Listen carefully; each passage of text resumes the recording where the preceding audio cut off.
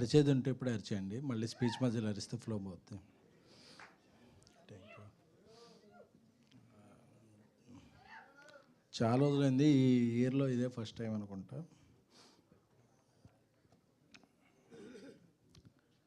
నాకు త్వరగా సినిమాలు తీసేయటం ఆ కాంబినేషన్లో పెద్ద అలవాటు లేదు. 2012లో ఈ రోజుల్లో తీసాం ప్రొడ్యూసర్గా. 2018లో ట్యాక్సీ వాలా చేశాం. 2023లో బేబీ చేశాం. మళ్ళీ 2026లో చెన్నై లవ్ స్టోరీ. మధ్యలో కో ప్రొడ్యూసర్గా అలా బలిబిలమాడే, ప్రతిరోజు పండుగ, మహానుభావుడు ఇవన్నీ చేసిన.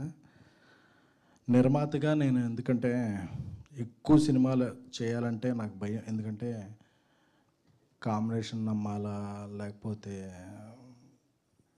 తెలియదు. నాకు నా బ్రెయిన్లో స్ట్రైక్ అయ్యేది ఒక కథే.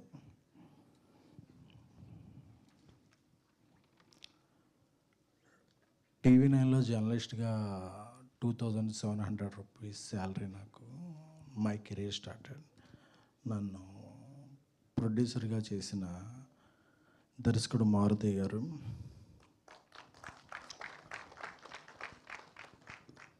అలాగే స్విఫ్ట్, ఎస్టీము, ఆల్టో ఈ కార్లే తెలిసిన నాకు బెంజ్ కార్ కొనుక్కునేలా చేసిన డైరెక్టర్, నా చైల్డ్హుడ్ ఫ్రెండ్ సాయి రాజేష్ గారు.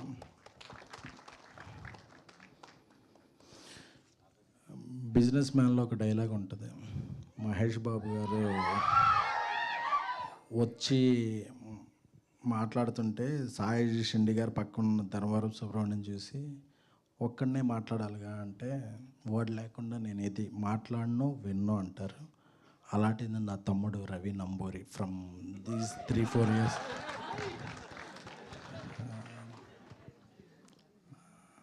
అంటే మనం ఎవరి వల్ల ఎదిగామో, మనకు ఎవరున్నారో అది అనేది ఎప్పుడు చెప్పుకోవాలి. ఒక మారుతి, ఒక సాయి రాజేష్, ఒక రవి, వీళ్ళందరూ మై నెక్స్ట్ డైరెక్టర్స్, రాహుల్, వీళ్ళందరి వల్ల నేను ఈ స్టేజ్ మీద ఉన్నాను. కానీ లేకపోతే ఇలాంటి పెద్ద స్క్రీన్లో టికెట్ కొనుక్కుంటా కూడా ఆలోచించే కుటుంబం మాది.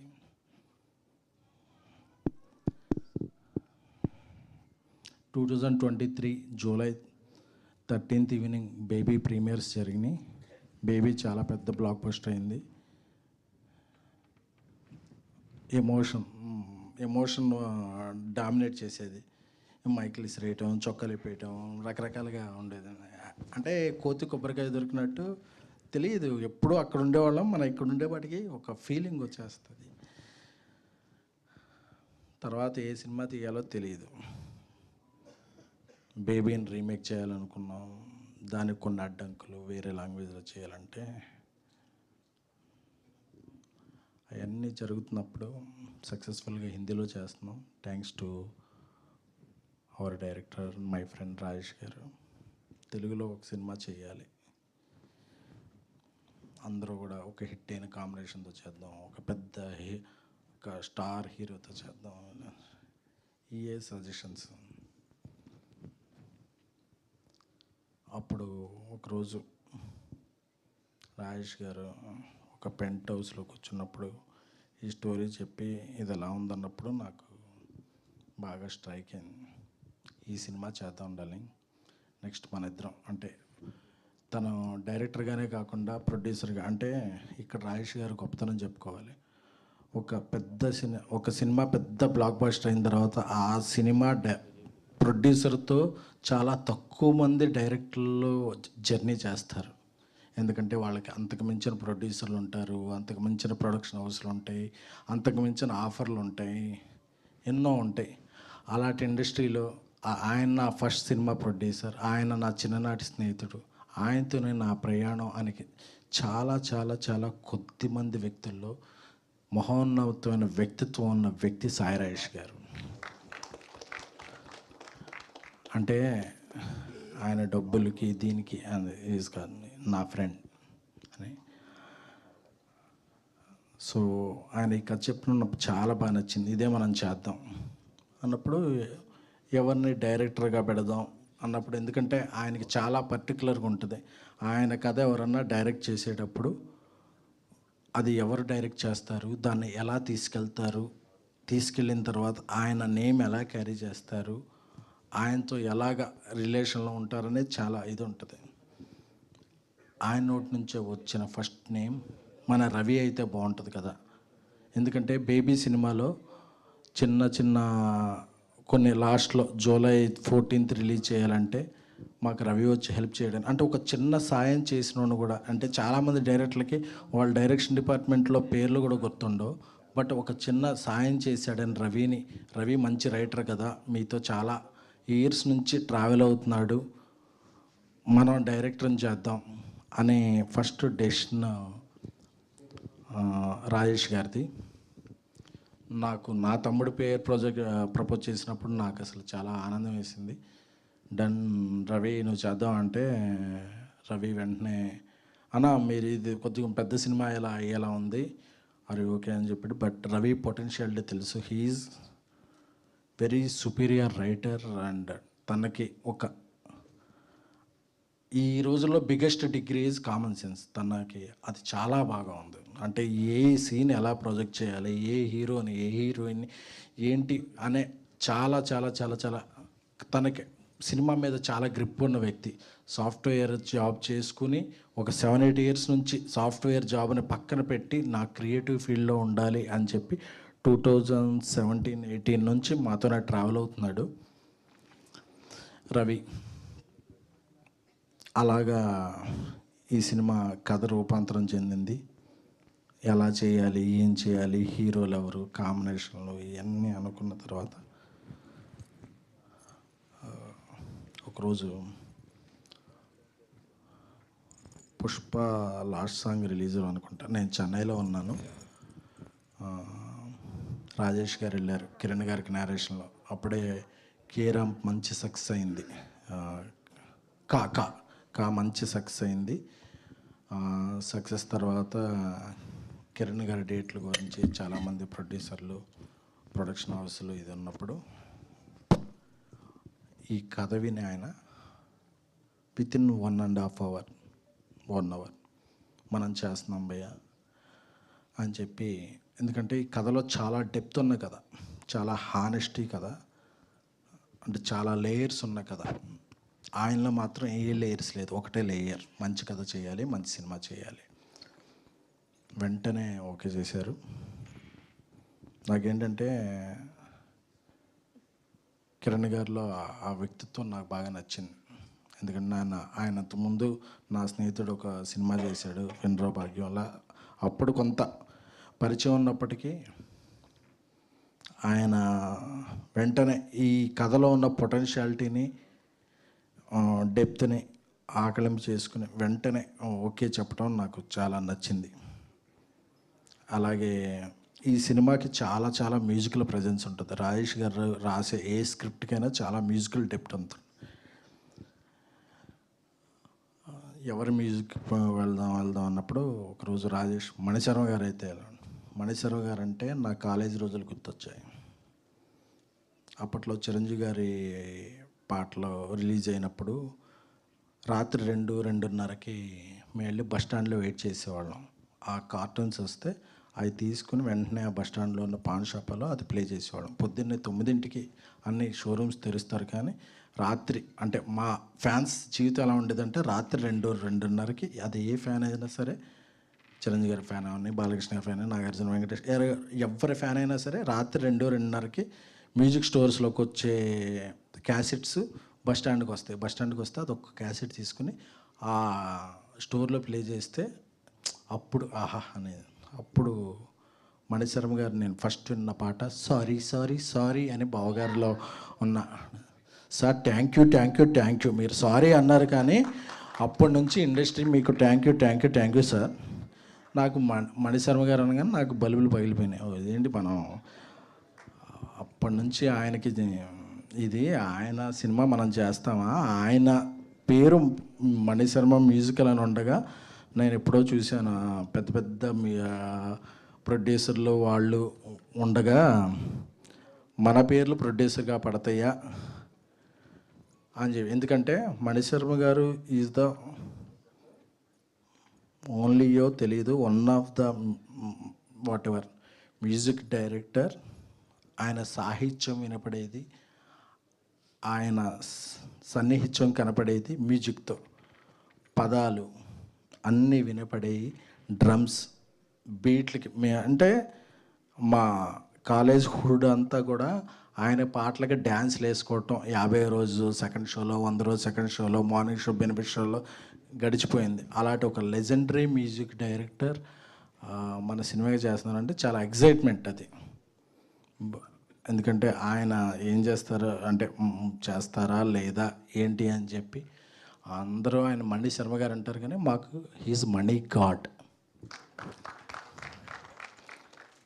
సో ఆయన కథ అనగానే ఆయన ఒక ఎక్సైట్మెంట్లో ఫోన్ చేసి, అబ్బాయి మనం ఈ సినిమా చేస్తున్నాం అని చెప్పి. ఎందుకంటే డేట్లు మాట్లాడలా, రేట్లు మాట్లాడలా, ఏం లేదు, ఒక మంచి సినిమా చేస్తున్నాం, నాకు చాలా రోజుల నుంచి ఒక లవ్ స్టోరీ చేయాలని ఉంది, ఇది చేస్తున్నాం అని చెప్పి వాళ్ళ ఇంటికి పిలిచి ఆ రోజు ఆయనే కుకింగ్ సెటప్ చేసి దోశలు వేసి పెట్టారు మాకు. అంటే ఆ రోజు తిన్న దోశ చాలా గుర్తుంది. ఎందుకంటే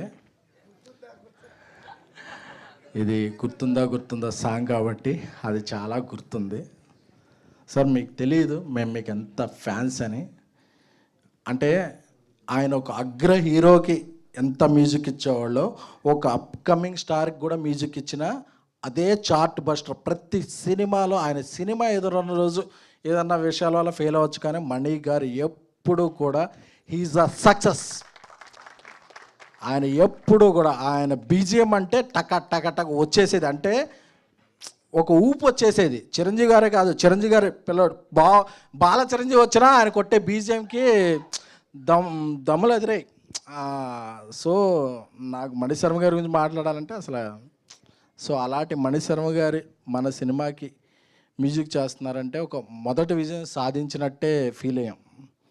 సో అలాగే ఈ సినిమాకి ఒక హీరోయిన్ పెట్టాలి, ఎవరిని పెట్టాలి అని నేను, రాజేష్ గారు, చాలామంది నార్త్, ఈస్ట్, వెస్ట్ ఇండియా హీరోయిన్లకి చెప్పాం. అది కమ్యూనికేషన్ ప్రాబ్లమో ఎమ్యునేషన్ ప్రాబ్లమో వాళ్ళకి కన్వే అయ్యేది కాదు. చివరికి మన తెలుగు అమ్మాయి తమిళంలో విజయాలు సాధిస్తున్న గౌరీ ప్రియ గారికి, వారికి మొదటి నేరేషన్ చెప్పగానే ఫస్ట్ ఆ నేరేషన్ అవ్వగానే that is the first narration within 20 minutes చేసేస్తున్నాం అని చెప్పేసింది. అడ్వాన్స్ చెక్ కూడా ఆ రోజే కదా, ఆ రోజే. అంటే దానికి వేరే వాళ్ళతో చెకప్లు లేవు, వెంటనే చెక్ అయిపోయింది. అంటే ఆవిడకి అంత నచ్చింది. ఒకటే మాట అన్నారు, ఈ సినిమా చేయాలంటే మీకు దమ్ము ఉండాలి, ఈ సినిమాలో యాక్ట్ చేయాలంటే నాకు దమ్ము ఉండాలి, నాకు ఆ దమ్ము ఉంది, థ్యాంక్ యూ నాకు ఈ రోల్ ఇచ్చినందుకు అని చెప్పారు. అలాగే మా సింగిల్ కార్డ్ అనంత్ శ్రీరామ్ గారు, నా స్నేహితుడు బన్నీవాస్కి ఇంకేం కావాలని చెప్పిన, నాకు బేబీలో చార్ట్ బస్టర్ అయిన సాంగ్ ఇచ్చిన, ఏమి ఇచ్చినా సరే అనంత్ శ్రీరామ్ గారు మాకు చాలా సాన్నిహిత్యులు. ఎందుకంటే ఆయనకు ఒక కథ చెప్పగానే ఆయన చెప్పేస్తారు, మళ్ళీ కొట్టారండి అని చెప్పి. He's like family. ఈ సినిమాకి రాసిన పాటలు చాలా చాలా డెప్త్ ఉన్నాయి. అంటే అందరికి కూడా ఒక ఎగ్జైట్మెంట్ ఉంది ఈ సినిమా గురించి. ఏంటంటే ఒక హానెస్ట్గా సినిమా తీసినప్పుడు మాత్రమే ఆ ఎగ్జైట్మెంట్ రిఫ్లెక్ట్ అవుద్ది. సో మీరు చూసే ప్రతి ఫ్రేమ్లోనూ ఎగ్జైట్మెంట్ ఉంటుంది, ప్రతి సీన్లోనూ ఎగ్జైట్మెంట్ ఉంటుంది, ప్రతి డైలాగ్లోనూ ఎగ్జైట్మెంట్ ఉంటుంది. అలాగే ఈ సినిమాకి డానియల్ గారు మంచి, ఆయన ఇప్పుడు డాల్బీ, తెలుగులో తొలి Dolby cinema Chennai love story. ఎందుకంటే డాల్బీ సినిమాస్లో చేయాలంటే చాలా ఖర్చు అవుద్ది. అంత ఖర్చు అవ్వాలంటే ఒకరోజు రాజేష్ గారు డాల్బీ సినిమాస్లో చేస్తే ఎలా ఉంటుంది అని అడిగారు. అడిగితే బాగా ఖర్చు అవుద్ది కదా అన్నాం. బట్ లేదు మనం చేద్దాం అన్న. ఒకటే స్క్రీన్ ఉంది 2 స్టేట్లో, ఒక్క స్క్రీన్ గురించి మనం ఇంత చేద్దామా అండి. రేపు స్క్రీన్స్ పెరగచ్చు, లేదా ఓటీటీలో చూసినప్పుడే ఈ క్వాలిటీ చూడొచ్చు అన్నారు. అప్పుడు నాకు ఐకాన్ స్టార్ అల్లు అర్జున్ గారి మాటలు గుర్తొచ్చినాయి. ఈ ఈ స్క్రీన్స్ పెట్టింది మేము లాభం గురించి కాదు, ఇండస్ట్రీ నుంచి ఏదైనా తిరిగి ఇవ్వటానికి అని చెప్పి. అప్పుడు నాకు అనిపించింది, బేబీ తర్వాత మనం తీసే సినిమా క్వాలిటీగా ఉండాలి, కానీ మనం ఏదో టికెట్ రేట్లు పెంచేసుకుని అలా లాభం గడించుకోవటం కాదు, ఒక సినిమాకి ఏదన్నా మనం పెట్టాలి అని. సో ఈ రేంజ్ సినిమాలకి డాల్బీ సినిమా అనేది చాలా ఇది. బట్ ఈ సినిమాని డాల్బీ సినిమాలోనే చేస్తున్నాం, ఎందుకంటే సినిమా అనేది మాకు ఫ్యాషన్ కాదు, ప్యాషన్. సో అందుకని చెప్పి ఈ సినిమాని డాల్బీ సినిమాలో చేస్తున్నాం. మీరు ఆ విజువల్స్ ఎంజాయ్ చేయొచ్చు. అలాగే ఎడిటర్ సంతోష్ నాయుడు గారు, అలాగే కష్టాల్లో సుఖాల్లో నాకు చాలా తోడున్న నా బ్రదర్ ధీరజ్. ఎందుకంటే బేబీ సినిమాని చాలామంది నమ్మనప్పుడు ఆంధ్ర మొత్తం నేనే చేస్తాను అని నాకు ముందు వచ్చి తన డిస్ట్రిబ్యూటర్గా, హ్యాపీ బర్త్డే ధీరజ్. ఎందుకంటే నాకు ఎప్పుడన్నా ఒక స్టెప్ బ్యాక్ వేసినప్పుడు మనల్ని ముందుకు పుష్ చేసే ఉండాలి, అలానే ఏదన్నా స్టెప్ బ్యాక్ వేస్తున్నప్పుడు నన్ను ముందుకి పుష్ చేసే వ్యక్తి మై బ్రదర్ ధీరజ్. సో ఆయన ఈ cinema co producer. Happy birthday Dheeraj. Party కొంచెం మట్టుగా. సో ఈ సినిమా ఇంతమంది కలిస్తే, అంటే ఈ సినిమాకి ఏ ఒక్కళ్ళు ఇదైతే కాదు, ఇంతమంది కలిస్తేనే ఈ సినిమా. సో ఇంత దూరంలో ఉన్న ఈ స్క్రీన్కి వచ్చిన మీడియా మిత్రులందరికీ కూడా, అలాగే ప్రత్యేకంగా చెప్పుకోవాలంటే టీఎఫ్జేఏ, అలాగే నా టీంలో ఒక మెంబరు, మొన్న ఒక లంగ్స్ సంబంధించిన ఇది వస్తే 11 lakhs అసోసియేషన్ తరపున ఖర్చు పెట్టి వాళ్ళందరికీ అసోసియేషన్ ఉందని చెప్పిన మా టీఎఫ్జే పెద్దలు రాంబాబు గారికి, రఘు గారికి, లక్ష్మీనారాయణ గారికి, నాయుడు గారికి, అందరికీ కూడా. సో ఇలాంటి అసోసియేషన్ ఉన్నప్పుడే మన మధ్య అసోసియేషన్ స్ట్రాంగ్గా ఉంటుంది. సో అందరికీ కూడా మీరు ఇలాంటి ఇంకెక్కువ చేయాలి. సో ఇక్కడికి వచ్చిన ఇతర మీడియా పెద్దలకి, జీవి గారు అంటే నాకు మొదటి నుంచి ఉంది. ఆయన ఐడియల్ బ్రెయిన్ డిస్కషన్ బోర్డులో 2001-2లో పోస్టింగ్లు వేసేవాడిని. ఇప్పుడు నా సినిమాలకి ఆయన రివ్యూ రాస్తున్నారంటే this is my achievement. So అందరికీ కూడా, సో ఎప్పుడైనా ఎగ్జైట్మెంట్లో ఏదన్నా మాట్లాడినా మీ అందరికీ ఇక్కడ అప్పుడప్పుడు యాంకర్లు అది పిలుస్తుంటారు బ్రాండ్ అని. నాది బ్రాండ్ కాదు, మీతో ఉన్న బాండ్ అంతే. I'm not a brand. ఎందుకంటే ఎస్కేనా నోడే ఏం కాదు, ఒక మిడిల్ క్లాస్. మా నాన్నగారు రైల్వే పార్సల్ సూపర్వైజర్. నేను ఈరోజు ప్రొడ్యూసర్గా ఉన్నానంటే ఒక గీతా ఆర్ట్స్, ఒక యూఏ క్రియేషన్స్, ఒక మైత్రి, అందరూ కూడా నన్ను నమ్మి నీ వెనకాల మేము ఉన్నాం, నువ్వు ఏ జర్నీ చేసినా అని.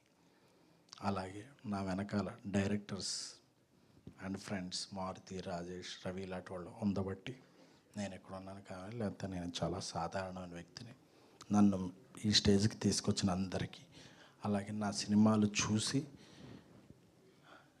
టిక్కెట్ కొని నన్ను ఇక్కడికి తీసుకొచ్చిన ప్రేక్షక దేవుళ్ళందరికీ.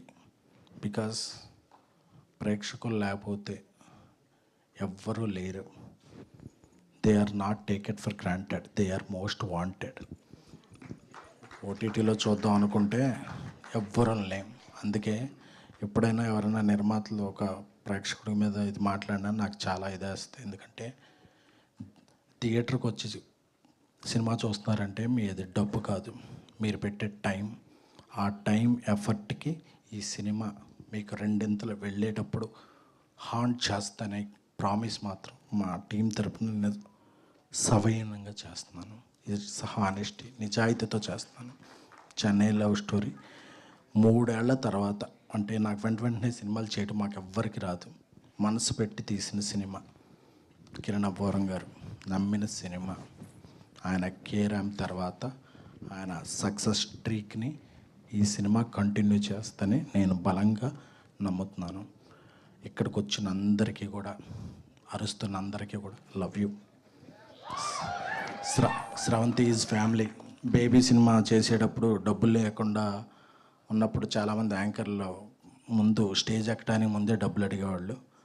ఆవిడ లేదండి, మీ దగ్గర డబ్బులు లేవు కదా, మీకు సినిమా హిట్ అయితే ఇవ్వండి అని చెప్పి ఫ్రీగా నాకు ఒక 5-6 అంటే మనకేమీ లేనప్పుడు ఎవరున్నారో వాళ్ళని మాత్రం మర్చిపోకూడదు. Love you all. Thank you. Thank you SKN గారు, థ్యాంక్ యూ సో మచ్. ఈ సినిమా రిలీజ్ అయ్యి మీకు బోల్డ్ అన్ని డబ్బుల్ని సంపాదించి పెట్టాలని మనస్ఫూర్తిగా కోరుకుంటూ, ఎస్, తాను మాత్రమే ఎదగడం కాదు, తన చుట్టూ ఉన్న 10 మందిని ఎదిగేలా చేసే గొప్ప మనసున్న రాజావారు మా కిరణ్ అబ్బవరం గారిని మాట్లాడవలసిందిగా రిక్వెస్ట్ చేస్తున్నాం.